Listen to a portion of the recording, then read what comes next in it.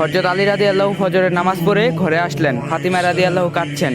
উনি জিজ্ঞাসা করলেন, ফাতিমা তুমি কাঁদছো কেন? ফাতিমা রাদিয়াল্লাহু আরো জোরে জোরে কাঁদতে লাগলেন। ফাতিমা বললেন, আলী, আজকে আব্বাজান নবীজি সাল্লাল্লাহু আলাইহি সাল্লাম আমার স্বপ্নে এসেছিলেন। তিনি বললেন, ও আমার ফাতিমা, আমি তোমাকে নিতে এসেছি। মা, আজকে তুমি রোজা রাখবে। সেহরি করবে আলীর দস্তরখানায়, ইফতারি করবে আব্বাজানের দস্তরখানায়। হযরত আলীর বুঝতে বাকি রইল না, আজকে ফাতিমা ইন্তিকাল করবে। ফাতিমা রাদিয়াল্লাহু জ্বরে ভুগছিলেন। বিকালে ওনার অবস্থান আরো অবনতি হলো। তিনি হযরত আলীকে লক্ষ্য করে বলছেন, হে আলী, আমি আপনাকে অনেক কষ্ট দিয়েছি, আপনি আমাকে মাফ করে দিয়েন। আমার মৃত্যুর পর আপনি বিয়ে করে নেন যাকে আপনার পছন্দ হয়। শুধু একটি অনুরোধ আমার, হাসান হোসেনকে সপ্তাহে একদিন আপনি কোলের মধ্যে নিয়ে ঘুমাবেন। ফাতিমা রাদিয়াল্লাহু মৃত্যুবরণ করলেন। মৃত্যুর পূর্বে তিনি বলে গেলেন, আমাকে রাতের বেলায় দাফন করবেন, মানুষ যাতে বুঝতে না পারে আমার কতটুকু সর্বস্ব ছিল এবং আমি কতটুকু লম্বা ছিলাম। এতে আমার পর্দা ভঙ্গ হবে। জানাজার পর যখন লাশ বহন করতে হবে, তখন হযরত আলী দেখলেন খাটিয়া বহনের জন্য আর একজন লোক দরকার। এমন সময় হযরত আবু যর গিফারি রাদিয়াল্লাহু আসলেন। আলী রাদিয়াল্লাহু আশ্চর্য হয়ে জিজ্ঞাসা করলেন, আপনি কিভাবে জানলেন? উনি বললেন, আল্লাহর হাবিব আমার স্বপ্নে এসে বলেছেন,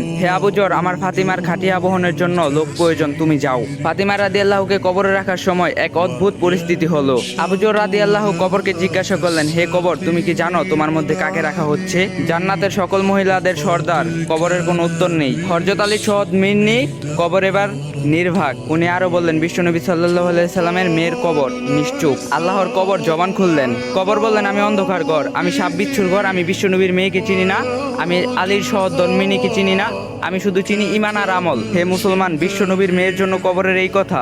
আমরা তো সাধারণ মুসলমান। আল্লাহ তাআলা সবাইকে ঈমানদার হওয়ার তৌফিক দান করুক, আমিন।